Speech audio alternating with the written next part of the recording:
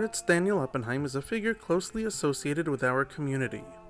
His portrayals of Orthodox Jewish life in early 19th century Germany, or earlier, always strikes a chord within us. We relate to the events, the sentiments, and the characters within his Lilliputian world of oil colors. We have affixed his art to our publications and to the walls of our living quarters.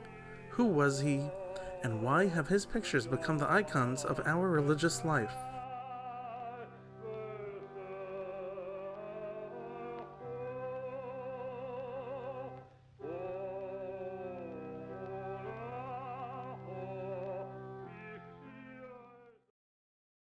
Born in Hanau in 1800, he was raised on the Judengasse, and with its Napoleonic emancipation, attended the Hanau Academy of Drawing.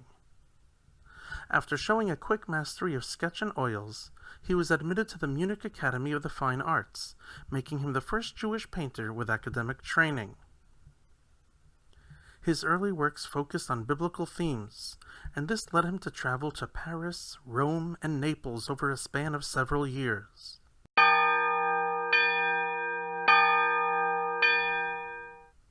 Upon his return to Germany, he profited from commissioned portraits, among those depictions that of Kaiser Otto IV and Joseph II, which hang to this day in the historical town hall of Frankfurt, the Römer.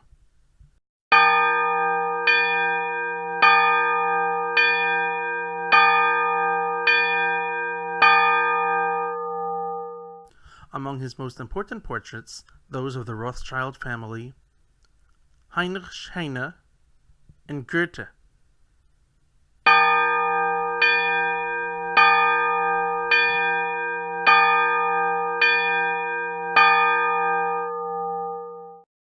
But it was his last artistic phase that created his legacy far beyond the art of the period. With his turn towards a portrayal of traditional Jewish life, Oppenheim created widely celebrated works that were not considered novel or important artistically. The Biedermeier era of German self-portrayal had ended, but Oppenheim wanted, in a nostalgic way, to record the world he came from, to counter the fast pace of modernity with a smack of the old. He wanted to paint the forgotten world of the early 19th century, where hints of the medieval were still visible, and a peaceful innocence was dying with the emancipation. He missed his mother, his family, his rabbi, and perhaps his very childhood. So from the early 1850s until his passing in 1882, Oppenheim produced what was to become a cycle of the Jewish year, with depictions of Jewish rituals and holidays, and the best-selling book in all of Germany and later even in the US upon its publishing.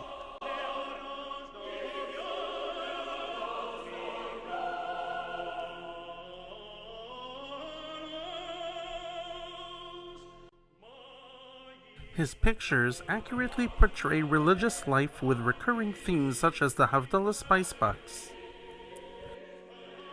the Mizrach sign pointing out the direction of Jerusalem, the study of Talmud, juxtaposed at times with the presence of literature or a newspaper, traces of medieval furnishings, and signs of bourgeoisie life celebrated together.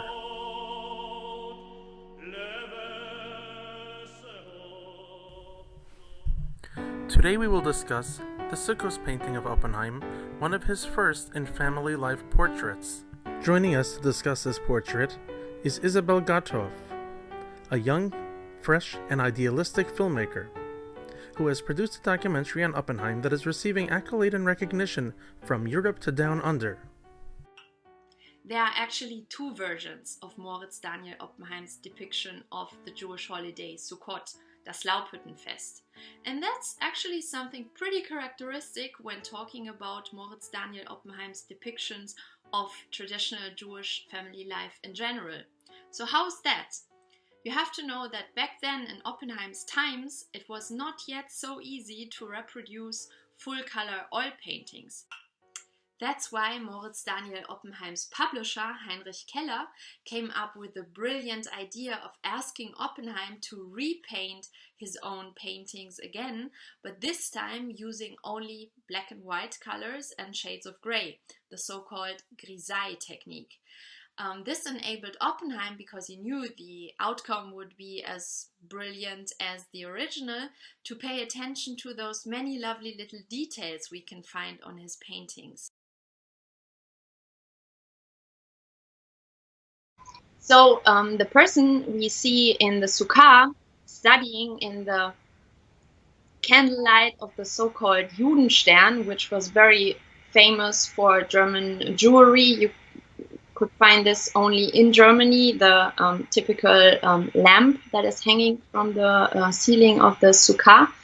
And the person we can see here is believed to be Nathan Sontheimer.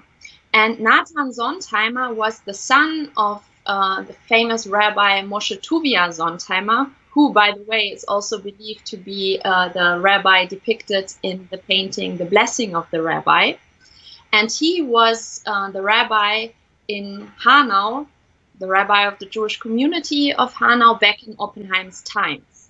So Moshe Tuvia lived from 1755 till 1830, and his son, Nathan Sontheimer, the person who is believed to be shown here, was born in 1778 in Fürth in Bavaria and died in Hanau, Oppenheim's hometown, which happens to be my hometown as well, in the year 1862.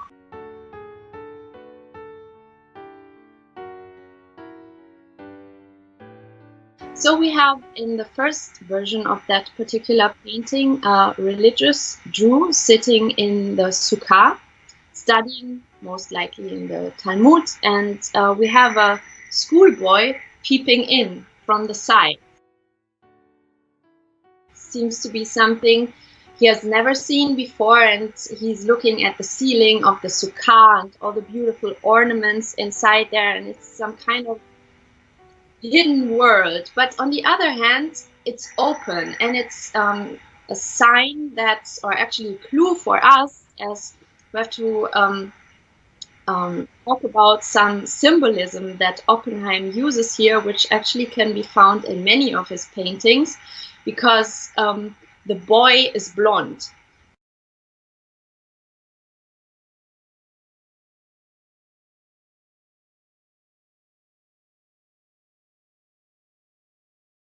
The blonde hair color is attributed to the non-Jews in his paintings, and the non-Jew here is standing outside of the Sukkah.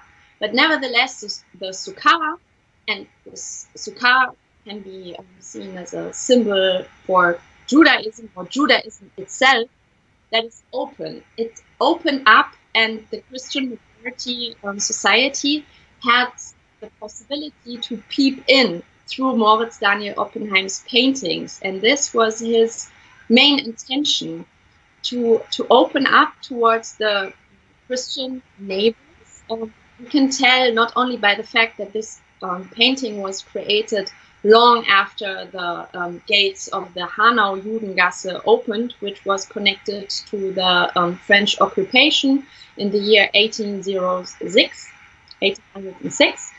And so this is why we are not in the Judengasse here, because why would there be a Christian boy, walking through the streets, being able to have a glimpse into the Sukkah? And also the fact, I don't know if you recognize, but we have another protagonist outside the Sukkah. So the fact that she's outside also allows the assumption that she's also not Jewish. That's the maid, I guess. The maid, exactly. And to be able to have a maid at home who brings the hot soup is a sign of wealth. It's a sign of social privilege.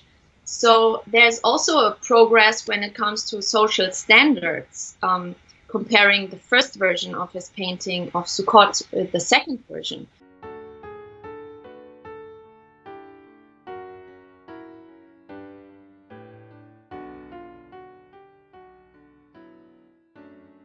So, comparing the first version of the painting with the second version of the painting, you could say, first of all, there are many more people in the painting than in the first version. Because whereas in the first version you have one religious Jew dedicating himself to religious studies.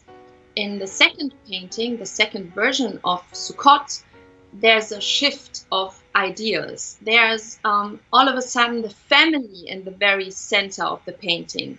So it's not about religious studies, but it's about keeping the tradition in the family and celebrating Sukkot within the family and with your loved ones. As you know, Leopold Stein, the Reform rabbi back in Oppenheim's times in Frankfurt, was commenting on his paintings. And I took the liberty to translate his text that he accompanied to this painting. So the text accompanying the painting of Sukkot in the 1886 edition of Oppenheims Bilderzyklus zum altjüdischen Familienleben, the book, goes like this. While two handsome Christian boys carrying their satchel on their back are looking into the hut, one with intriguing curiosity, the other one stretched with eagerness. They are not scoffing at it, like they are not mocking it, they are not mocking the scene, as the soft moonlight of tolerance has already shone on them. And if that kind of progress wasn't too much for a German schoolboy, we can dare the hypothesis: the well-behaved little boy took off his cap.